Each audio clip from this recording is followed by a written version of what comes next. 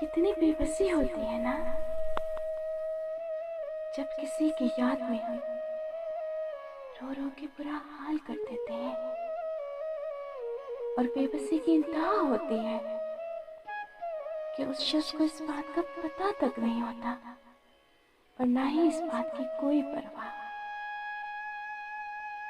तब दिल में इतनी घुटन भर जाती है, इतनी घुटन भर जाती है कि हर चीज पे उदासी और बेबसी महसूस होती है।